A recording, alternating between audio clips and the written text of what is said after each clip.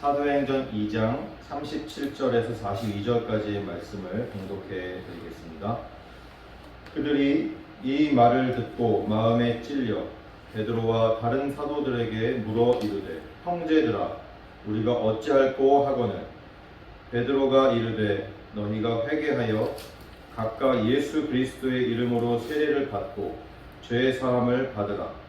그리하면 성령의 선물을 받으리니 이 약속은 너희와 너희 자녀와 모든 먼 데 사람 곧 주 우리 하나님이 얼마든지 부르시는 자들에게 하시는 것이라 하고, 또 여러 말로 확증하며 권하여 이르되, 너희가 이 패역한 세대에서 구원을 받으라 하니, 그 말을 받은 사람들은 세례를 받음에 이날의 신도의 수가 3,000이나 더하더라.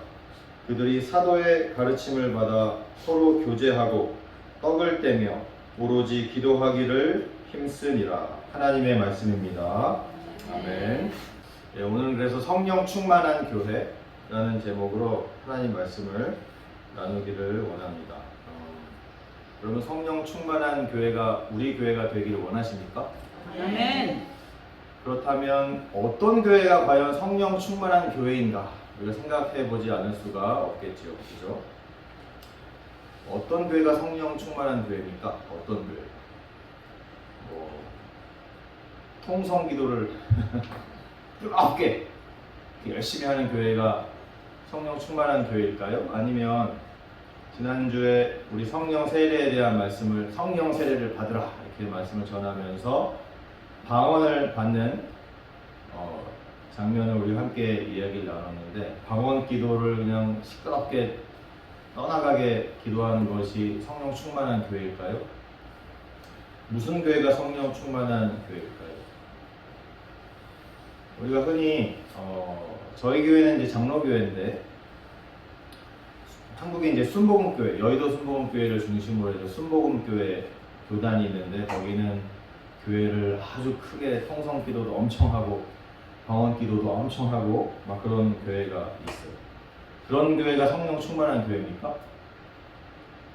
아니면 조용히 기도하는 다른 교회들은 성령 충만한 교회가 아닐까요?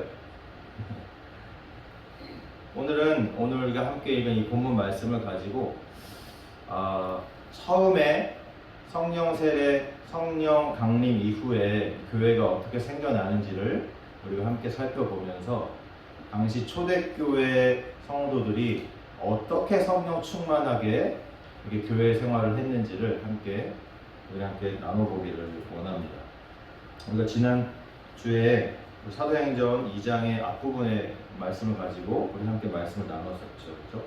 오순절 날이 되어서 예수님께서 아버지께서 약속하신 그 성령 세례를 기다려라 해가지고 마가의 다락방에서 120명이 열심히 기도해가지고 성령 세례를 받았잖아요. 그죠? 그 얘기가 2장 앞에 나오죠. 그러고 났더니 사람들이 제자들이 이 120명이나 되는 사람들이 방언 터져가지고 외국어로 하나님의 놀라운 일들을 얘기하는 걸 보니까 사람들이 난리가 났었잖아요. 그죠? 너희들이 술에 취했구나. 대낮부터 술 먹고 새술에 취했구나. 난리가 났단 말이죠. 그 이어지는 걸 우리가 오늘 읽지 않았는데, 그 이어서 무슨 얘기가 나오냐면 베드로가 사람들한테 이제 자초지종을 설명하는 얘기가 나옵니다. 우리가 대낮부터 술 먹은 게 아니다. 그게 아니고 요엘 선지자를 통해서 혹은 다윗을 통해서 예언하셨던 그런 일들이 우리에게 지금 이루어진 것이다. 이렇게 말씀을 하고 있는 게 앞에 나옵니다.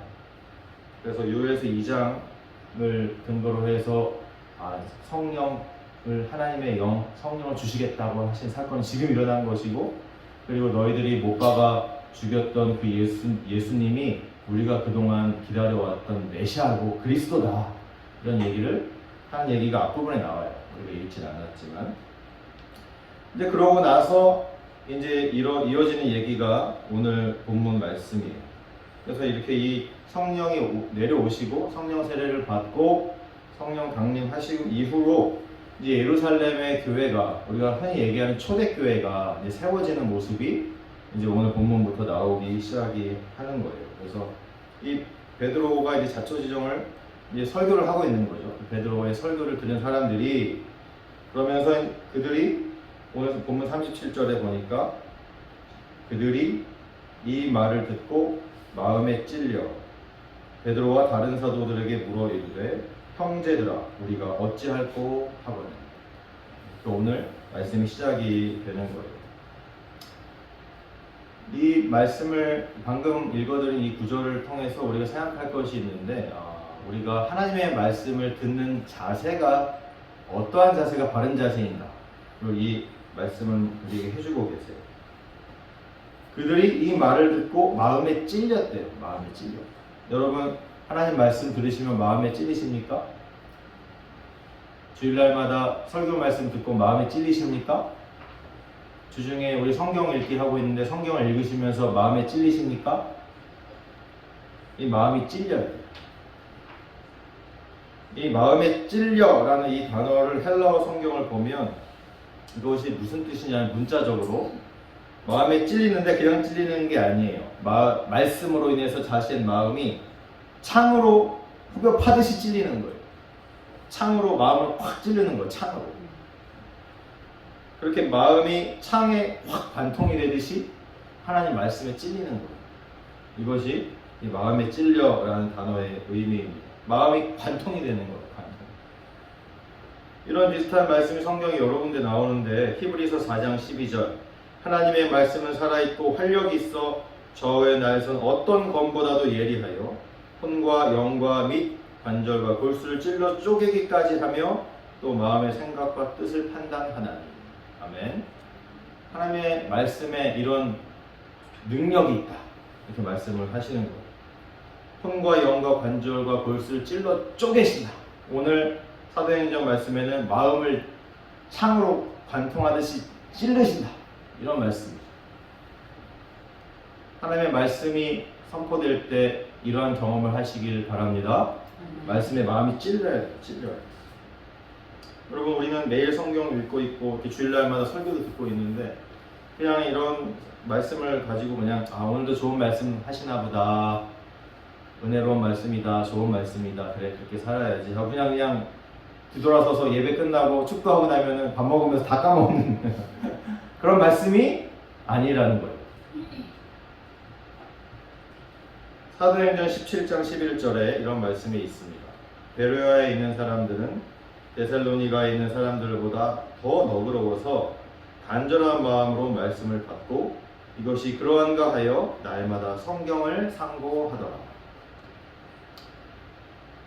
여기에 보면은 이 베레아에 있는 사람들이 우리가 나중에 사도행전 17장 부분에 가면 또 이제 설교를 할 건데 베레아에 있는 사람들이 하나님의 말씀을 너무 잘 받아들이는 거예요. 어떻게 받아들이냐 하면 너그럽게 받아들이고 간절한 마음으로 하나님의 말씀을 받더라 이렇게 말씀을 하는 거죠.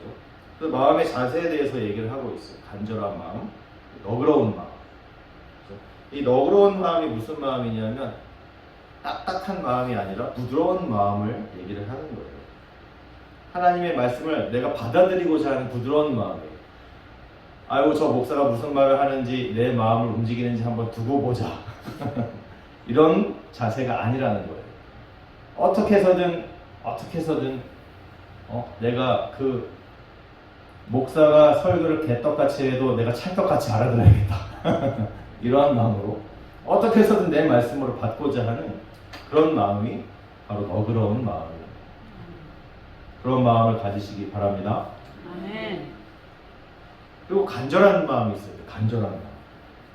간절한 마음은 그냥 내가 뭐 오늘도 예배드리러 왔으니까 매주 듣는 설교 이래도 그만 저래도 그만 빨리 끝나고 오늘 추석이라고 음식도 많이 준비해 왔는데 맛있게 먹어야지. 이런 게 아니라는 거죠. 간절한 마음, 간절한 마음. 저희 교회가 아직 이제 개척교회 단계라 일주일에 예배가 한 번밖에 없잖아요. 주중에 예배가 없어요. 일주일에 하나님 말씀을 들을 기회가 한 번밖에 없는데 이 한 번의 기회를 정말 내 말씀으로 받아야겠다. 아멘. 아멘. 이런 간절한 마음이 있어야 된다. 이렇게 말씀을 하시는 거예요. 이 사도행전 17장에 나오는 베레아에 있는 사람들이 데살로니가에 있는 성도들보다 더 이렇게 간절한 마음이 있었다. 이렇게 말씀을 하고 계신 것입니다. 여러분의 마음이 이러한 마음이 되길 바랍니다. 아멘. 또 오늘 다시 우리 본문 사도행전 2장 37절로 가면은 이 베드로의 설교를 들은 사람들이 이런 마음이었던 거예요. 그래서 그냥 말 듣고 그냥 말도 안 되는 소리 하고 있네. 듣도 보도 못한 얘기를 하고 있어. 말이 돼 이게? 하면서 그냥 그런 게 아니에요. 마음에 찔렸어. 마음에 찔렸어. 마음에 찔리고 물어봤어요. 형제들아, 우리가 어찌할꼬? 이렇게 물어봤어요. 말씀을 듣고 그래 좋은 말씀이다. 은혜가 된다. 끝! 이게 아니에요. 말씀을 듣고 마음이 찔렸더니 어떻게 했냐면은 물어 이르되 형제들아 그러면 우리가 어떻게 해야 되냐? 어떻게 해야 됩니까? 이렇게 물어보는 거예요. 지금까지는 내가 내 맘대로 인생을 살아왔고 내가 결정하고 내가 판단하고 내 맘대로 막 살아왔는데 이제 말씀을 듣고 나니까 마음에 찔림이 왔고 이제 예수 믿고 하나님 뜻대로 살아야 되는데 그러면 어떻게 해야 합니까? 도대체 어떻게 살아가야 할까요? 이렇게 물어보는 거예요. 여러분 이렇게 물어보시길 바랍니다. 누구한테 물어봅니까? 하나님께 물어보십시오. 그리고 오늘 본문에 보면은 이 사람들이 베드로와 다른 사도들에게 물어 이르되 그랬습니다. 목사님 저에게도 물어보시기 바랍니다. 하나님께도 물어보시고 저에게도 물어보십시오. 그러면 이제 어떻게 살아가야 합니까? 말씀대로 살지 못하고 있는 자기 자신에 대하여 애통해하는 마음이 있어야 됩니다. 그냥 말씀은 그렇게 전했지만 베드로의 설교가 은혜로웠지만 마음에 찔렸지만 그걸로 끝. 나는 믿음도 없고 변화할 수 없으니까 나는 부족한 사람이니까 끝이 아니라는 거예요. 그러면 어떻게 해야 합니까? 하나님께서 그렇게 저에게 마음에 찔리는 말씀 주셨는데 하나님 이제 저는 어떻게 살아야 합니까? 형제들아 우리가 어찌할까? 이렇게 물어보시길 바랍니다. 아멘. 이것은 무슨 얘기냐 하면 이제는 더 이상 자기 마음대로 인생을 살지 않겠다는 얘기예요. 그동안 내가 내 마음대로 판단하고 내 마음 가는 대로 내 생각 가는 대로 결정하고 막 그렇게 살아왔다면 이제는 그렇게 살지 않겠다라는 것을 얘기를 해 주는 거예요. 하나님의 말씀에 순종할 준비가 되어 있다는 그런 겸손한 자세를 말씀해 주고 있는 것입니다. 그러니까 그럼 이제 어떻게 해야 됩니까? 이렇게 물어보는 거예요. 여러분 우리가 말씀이 선포될 때 많은 사람들이 내 마음대로 판단해서 내가 해석을 해서 나의 상황과 해가지고 그냥 이렇게 하면 되지 뭐 이 정도면 됐지 뭐 이렇게 생각한단 말이죠. 근데 그것이 아니라는 거예요. 물어봐야 됩니다. 하나님께 물어보고 저에게도 물어보십시오. 이제는 어떻게 살아가야 합니까? 그랬더니 오늘 본문의 38절에 보면은 베드로가 얘기를 해줍니다. 어떻게 살아야 할지 어떻게 해야 될지 이 베드로가 성령에 충만하여 친절하게 이렇게 가르쳐주고 계십니다. 이 베드로의 대답이 저에게 하시는 말씀인 줄로 믿기를 바랍니다. 38절 베드로가 이르되 너희가 회개하여 각각 예수 그리스도의 이름으로 세례를 받고 죄 사함을 받으라. 그리하면 성령의 선물을 받으리니. 아멘. 회개하고 예수님의 이름으로 세례받고 죄 사함 받고 그러면 성령의 선물을 받을 것이다. 이렇게 말씀을 하시는 거예요. 결국엔 뭐냐면 성령의 충만을 받으리니 이렇게 얘기를 하는 거예요. 오늘 설교의 제목이 성령 충만한 교회 이렇게 얘기했잖아요. 그죠? 여러분 성령 세례, 성령 충만의 시작은 회개에서부터 시작합니다. 믿습니까? 아멘. 그냥 열심히 말씀 듣고 기도 그냥 열심히 하고 그냥 찬양 열심히 한다고 해서 그냥 성령 충만이 되는 것은 아니에요. 분명히 그 시작은 회개로부터 시작이 되어야 됩니다. 오늘 베드로도 오늘 이 말씀에도 분명히 말씀해주고 계십니다. 그래서 교회가 부흥하려면요, 여러분 우리 교회가 부흥하길 원합니까? 아멘. 네, 아멘입니다. 아멘입니다. 저희 교회가 부흥하길 원합니다. 아멘. 부흥을 하려면 어떻게 해야 되는 줄 아세요? 회개가 일어나야 돼요. 회개. 여러분 이게 이해가 가십니까? 역사상 이 지구상에 수많은 부흥 운동들이 있었어요. 특히 저희 대한민국이 과거에 큰 부흥이 있었어요. 1907년에 평양을 중심으로 장대현 교회라는 데서 어마어마한 부흥의 운동이, 성령의 운동이 일어나기 시작했습니다. 그 힘을 가지고 지난 100년 가까이 대한민국이 일제치하와 또 6.25 한국 전쟁을 지나면서 교회가 급속도로 부흥 성장했어요. 그런 어마어마한 부흥의 운동이 1907년 평양에서 장대현 교회라는 곳을 중심으로 일어나기 시작했거든요. 근데 그 뒤를 살펴보면 어떻게 이렇게 어마어마한 부흥의 운동이 시작이 됐을까? 성령의 역사가 일어났을까? 역사를 뒤집어 보면 회개에서 시작이 되었음을 우리가 알 수가 있습니다. 이 1907년에 평양 대부흥이 시작이 됐는데 이것은 그 전에 1903년 정도에 있었던 함경남도 원산에서 하디 선교사라는 캐나다 선교사님의 회개로부터 시작이 되었음을 역사가 말해주고 있어요. 이 캐나다 출신의 의사 선생님인 이 로버트 하디 선교사님은 1890년에 부산으로 와가지고 부산이나 서울 그리고 여기 북한에 있는 원산, 강원도 등등에서 사역을 그동안 많이 하셨었는데 그런데 1903년 8월에 그 함경남도 원산에서 선교사들이 모여가지고 기도회를 하기로 했었어요. 선교사님들끼리 모여서. 그래서 이제 그 기도회를 이제 준비를 하고 특히 그 기도회 때 강의를 또 말씀 설교를 맡으셔가지고 이 하디 선교사님이 준비를 하고 있었어요. 그런데 이제 설교를 준비하시다가 하나님께서 감동을 주셨어요. 무슨 감동을 주셨냐면 내가 그동안에 사역을 열심히 한다고 해왔는데 한 13년 정도 된 시점이었거든요. 그때가 사역한 지 13년 동안 제대로 사역을 못 하신 거예요. 제대로 사역의 열매도 없었고 막 그랬어요. 근데 하나님이 감동을 주시는 게 내가 하나님 앞에 범죄하였구나.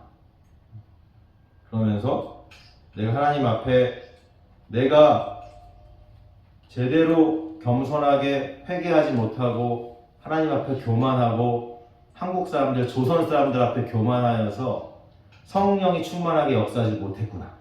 이런 것을 깨닫게 됩니다. 이 하디 선교사님. 그래서 그 1903년 8월에 선교사님들끼리 모여서 원산에서 기도회를 하고 있는 자리에서 공개적으로 회개를 합니다. 무슨 회개를 했냐면 그때 이 하디 선교사님의 회개 내용이 자기가 그래도 캐나다 토론토 대학의 명문 의대를 졸업한 의대 출신의 엘리트 중에 엘리트였고 자기가 의사였고 그리고 백인이었잖아요. 그래서 자기가 이 조선 사람들 생각했을 때 자기는 우월하다. 나는 그래도 미개한 조선 사람들, 이 아시안들하고는 차원이 다른 그런 사람이다라는 그런 우월주의에 빠져 있었다라는 것을 고백을 합니다. 공개적으로. 그리고 자기 조선인들을 미개하고 무식한 백성으로 생각해 왔었던 것을 회개합니다. 그리고 자기의 하나님을 의지하고 성령의 역사를 의지해야 되는데 그것보다 자기의 지식을 의지하고 자기의 학력을 의지하고 자기의 경험을 의지했던 것을 회개합니다. 이러한 회개 운동, 이런 회개가 이 선교사님들이 모인 자리에서 이 하디 선교사님이 눈물을 흘리면서 공개적으로 하나님 앞에 또 공동체 앞에 이렇게 철저한 회개를 하기 시작했어요. 그랬더니 성령이 역사하시기 시작합니다.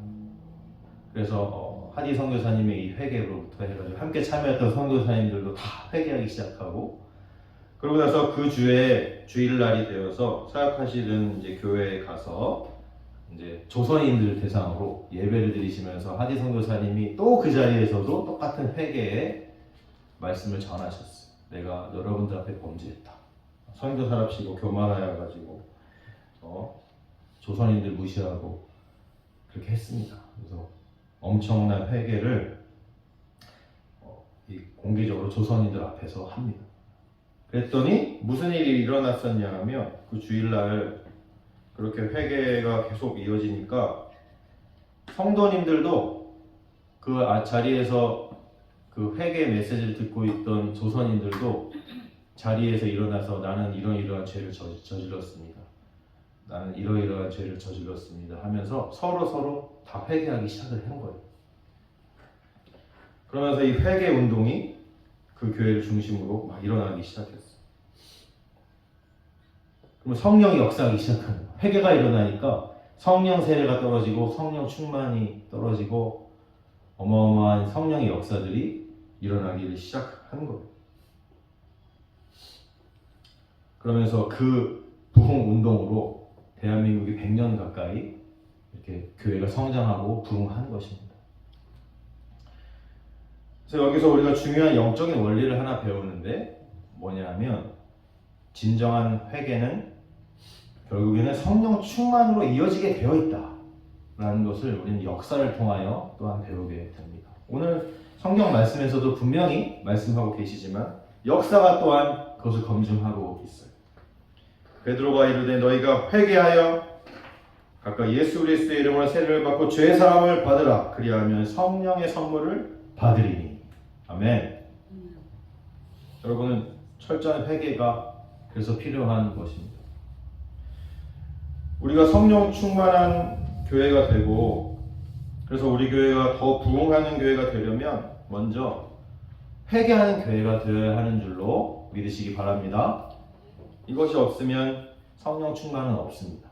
이것이 없으면 교회 부흥은 없습니다. 요즘 한국 교회가 타락하여서 교회가 참 제2의 종교개혁이 필요할 정도로 교회가 타락했다. 한국 교회가 회개해야 된다. 이런 얘기를 하잖아요. 그죠? 회개가 다시 시작이 돼야 과거에 우리가 그렇게 성령 충만하여 마음껏 신앙생활 했던 그때가 다시 오는 겁니다. 다시. 우리가 교회를 개척하고 있는 상황에서 다른 한국 교회를 얘기를 하겠습니까? 우리 교회라도, 아멘. 우리 교회라도 여기 모여 계신 13명 우리라도 회개하는 그런 교회가 되기를 주님의 이름으로 축원합니다. 아멘. 여러분 무엇을 회개할 것입니까? 그렇다면 오늘 하디 선교사님은 하나님 앞에서 철저하게 자기 자신을 이렇게 조명하여서 내가 그동안 13년간 조선인들을 무시해왔구나. 선교사 없이 철저하게 하나님 앞에 자기 자신을 내어 보인 것을 우리가 봅니다. 여러분은 하나님 앞에 겸손히 한번 서 보십시오. 그동안의 신앙생활 짧게는 10년 이내, 길게는 몇십 년씩 하셨잖아요. 그죠? 이제 함께 선교 장로교회를 세워가는 시점에 내가 하나님 앞에 무슨 범죄를 하였나 한번 생각해 보시기를 바랍니다. 일반적으로 우리가 하나님 앞에 회개할 것들이 있지요. 말씀대로 살지 못했죠. 순종하지 못했어요. 하나님을 신뢰하지 못했습니다. 하나님께서 분명히 우리에게 여러 가지 모습으로 나의 양심을 통하여 여러 가지 모습으로 말씀해 주셨지만 그것을 무시해 오지 않았습니까? 여전히 내 맘대로 내 고집대로 살아보고 있는 나의 모습이 분명히 있지 않습니까? 이러한 모든 것들을 하나님 앞에서 우리가 철저히 회개하시기를 바랍니다. 저부터 그렇게 하겠습니다. 저부터. 오늘 계속 본문의 말씀을 보면 그러고 나서 베드로가 계속해서 얘기합니다. 이 약속은 너희와 너희 자녀뿐만 아니라 모든 먼데 있는 사람, 이방인들까지도 다 주신 것이다. 그러면서 너희가 이 패역한 세대에서 구원을 받으라 이렇게 말씀하셨죠. 그러고 나서 41절에 보니까 그 말을 받은 사람들은 세례를 받음에 이날의 신도의 수가 3,000이나 더하더라. 이렇게 말씀하고 있어요. 이 당시에 지금 6월절 명절 기간이라고 그랬어요. 그래서 여러 지역, 여러 나라에서 수많은 사람들이 이렇게 지금 명절을 지키기 위해서 와 있다고 그랬잖아요. 지금 여기 예루살렘에 모여 있는 유대인들의 수가 수십만 명이었을 것이라고 우리가 예상하는데, 적어도 수많은 사람들이, 수만 명의 사람들이 이 베드로의 메시지를 들었습니다. 그 사람들이 다 믿고 세례를 받았나? 아니에요. 고작 3,000명. 3,000명이 어마어마한 숫자입니다, 사실. 그죠? 어마어마한 큰 숫자인데, 이 메시지를 들은 전체 인원을 생각하면 그렇게 많은 숫자도 아닐 수도 있는 거예요. 어떻게 보면. 41절 앞부분에 이런 말씀이 있어요. 그 말을 받은 사람들은, 그러니까 다 믿는 게 아니라는 겁니다. 다 믿는 게. 아무리 성령으로 충만한 이 베드로가 살아계신 하나님의 말씀, 생생한 그 말씀을 정말 선포를 해도 다 아멘으로 받는 게 아니라는 거예요. 누가 받습니까? 선택된 사람들이 받는 거예요. 그 말을 받을 사람들이 받는 거예요. 오직 그 말씀을 믿음으로 받아들이는 사람들에게만 생명의 역사로 나타나게 되는 것입니다.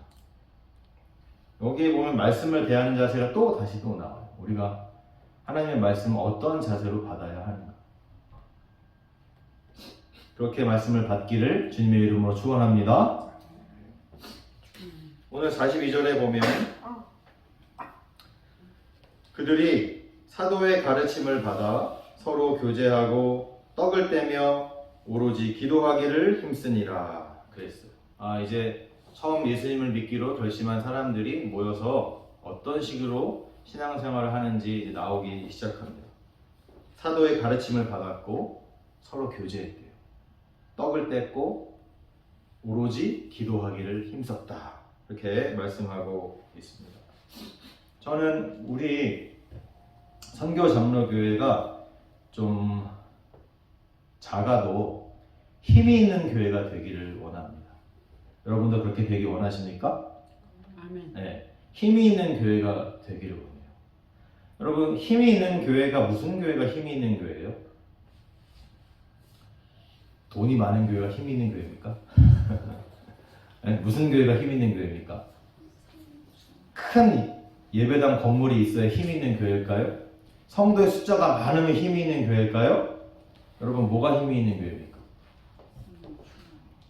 네, 성령 충만한 교회가 당연히 힘이 있는 교회입니다. 당연히. 근데 오늘 방금 읽은 42절, 그들이 사도의 가르침을 받아 서로 교제하고 떡을 떼며 오로지 기도하기를 힘쓰니라. 아멘. 무엇이 힘이 있는 교회입니까? 기도하는 교회입니다. 예수님께서도 말씀하셨잖아요. 내 집은 만민이 기도하는 집이라 일컬음을 받으리라. 믿습니까? 아멘. 여러분, 교회가 교회인 이유는 우리가 모여서 예배하기 때문에 교회라고 생각하세요? 아니에요. 예수님이 말씀하셨죠. 내 집은 하나님을 예배하는 집이라 일컬음을 받을 것입니까? 아니에요. 내 집은 만민이 기도하는 집이라 일컬음을 받으리라. 여러분, 교회가 교회인 이유는 기도하기 때문에 믿으시기 바랍니다. 아멘. 우리가 이 교회의 힘은 기도를 얼마나 하고 있는가로 결정이 되는 거예요. 우리가 모여서 기도를 많이 안 하면 우리는 약한 교회가 되는, 힘이 없고 사탄 마귀의 공격에 딱 넘어지기 쉬운 그런 교회가 되는 거예요. 얼마나 많은 사람이 얼마나 오랫동안 기도하는가로 결정이 되는 거예요. 이 마틴 루터, 종교개혁의 아버지이신 마틴 루터라는 목사님이 이런 말씀을 하셨어요. 재단사가 재단사의 이유는 옷을 만들기 때문에 재단사고, 구두장이가 구두장인 이유는 구두를 만들기 때문에 구두장인 거예요. 기독교인인 이유는 뭐냐 하면 기도하기 때문입니다. 아멘. 그리스도인이 기도하기 때문에 그리스도인이다. 이렇게 말씀을 하셨습니다. 우리가 예수님을 믿고 그리스도인이 됐다면 그리스도인이 반드시 해야 되는 게 있는데 그것이 바로 기도입니다. 기도. 아멘입니까? 주일날 예배 드리는 것보다 어쩌면 더 중요할 수도 있어요. 예수님도 그렇게 말씀하셨고, 지금 오늘 보니까 이 초대교회 사람들도 모여서 기도하기. 근데 그 앞에 보세요. 오로지 기도하기를. 오로지 기도하기를 힘쓰니라. 여러분의 말씀으로 받으시길 바랍니다. 아멘. 여러분, 이 기도하는 게 얼마나 중요한가를 말씀해 주시는 사건이 있었어요. 예수님 계실 때. 예수님이 계실 때 어떤 아버지가 자기 아들을 데리고 예수님께 나옵니다. 그 아들은 말을 못하게 하고 있어요. 말이 안 나와요. 말 못하게 하는 귀신이 들렸어요. 그런데 제자들이 귀신을 제어할 권세를 받고 나가서 기도를 아무리 하였지만 귀신이 쫓아지지가 않는 거예요. 그래서 그 아버지가 아들을 데리고 예수님께로 나왔어요. 아니, 제자들이 그렇게 열심히 기도를 했는데 잘 안 됩니다. 제자들은 능히 쫓지는 못합니다. 그랬더니 그러면서 아버지가 얘기를 하는 거예요. 예수님이 할 수 있거든 해주십시오. 그랬더니 그때 유명한 말씀 예수님이 하시죠. 할 수 있거든이 무슨 말이냐. 믿는 자에게는 능치 못하늘이 없느니라. 이렇게 말씀하셨어요. 그러면서 뭐라고 그랬냐면 귀신을 쫓아주세요.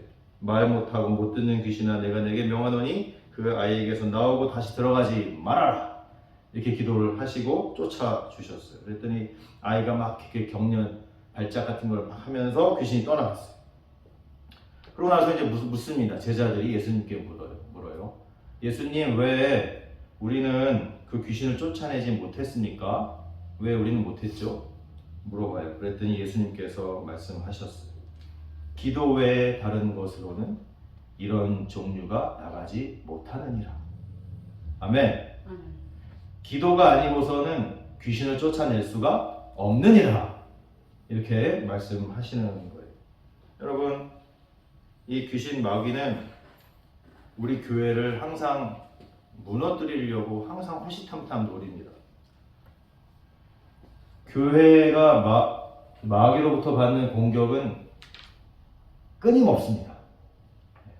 우리가 하나님을 믿고 하나님을 찬양하고 예수 그리스도와 함께 동행하는 그런 삶을 살지만 이면에는 이 원수 마귀가 호시탐탐 끊임없이 게으르지 않게 아주 성실하게 교회를 분열시키고 무너뜨리려고 쉬지 않습니다. 쉬지 않아요. 여러분, 우리가 이걸 간과해서는 안 돼요.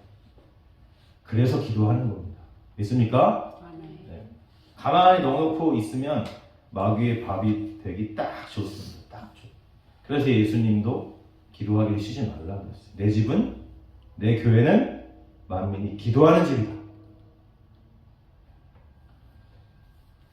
기도 외에 다른 것으로는 귀신이 쫓아지지 않습니다.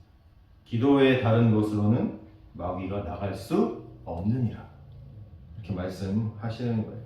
여러분이 기도의 자리에 나오지 않으면 제가 100% 장담합니다. 우리 교회는 무너지게 되어 있습니다. 100% 무너집니다. 우리가 기도하지 않으면 이 선교 장로 교회는 100% 무너집니다. 100%. 99%도 아니에요. 100%.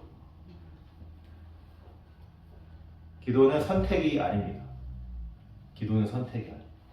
기도는 필수고 기도하지 않는 것을 성경은 분명히 죄라고 말씀하고 있습니다. 여러분이 기도 생활이 어떻습니까? 기도하지 않으시면 여러분 죄 짓고 있는 거예요. 하나님 앞에.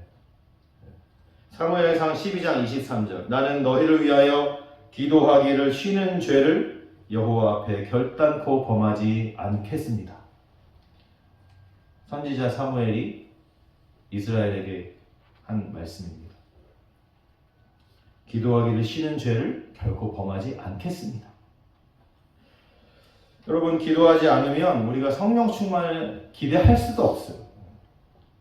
아까 우리 지난주에도 설교했고 이 120명의 제자들도 성령 충만을 받을 때까지 10일간이나 모여서 기도했다고 그랬잖아요. 10일간은 모여서 기도했고 그리고 성령 세례를 받았어요. 그리고 나서도 그리고 그렇게 10일 동안이나 기도를 해가지고 성령 세례받고 성령 충만 받았는데도 오늘 본문의 42절에 보니까 그런데도 아직도 모이면 뭐 하고 있습니까? 오로지 기도에 힘쓰니라. 지겹지도 않은가 봐, 그 사람들은. 그죠? 열흘 동안, 여러분, 우리 하루 동안 24시간 기도해 보세요 해도 얼마나 지겹습니까? 그죠? 근데 이 사람들은 열흘이나 모여서 기도했는데도 지겹지도 않은가 봐. 여전히 모여서 또 오로지 기도하기를 힘쓰니라. 할렐루야. 여러분, 우리도 이렇게 기도하기를 바랍니다. 여러분, 기도는 지겨운 게 아니에요. 여러분, 이 기도하는 게 얼마나 중요하고 기도에 이제 탄력을 받은 거지, 이 사람들이. 초대교회로 이제 교회가 성장해 가면서 성령 세례도 받고 성령 충만도 받고 기도가 너무 좋은 거예요. 다른 것보다 더 좋은 거예요. 오로지 기도하기를 힘쓰니라. 우리 교회도 이렇게 되기를 바랍니다. 아멘. 여러분, 기도하지 않으면 아까도 얘기했지만 사탄 먹이가 되는 거예요. 이 열흘간 기도하여 최초의 성령 세례, 성령 충만을 받은 이런 경험한 제자들이 이후에 더 열심히 기도하는 것을 우리는 볼 수가 있습니다. 여러분, 기도의 자리에 나오시기 바랍니다. 우리 지난주에 기도회를 처음 만들어서 줌 미팅이지만 처음 해봤습니다.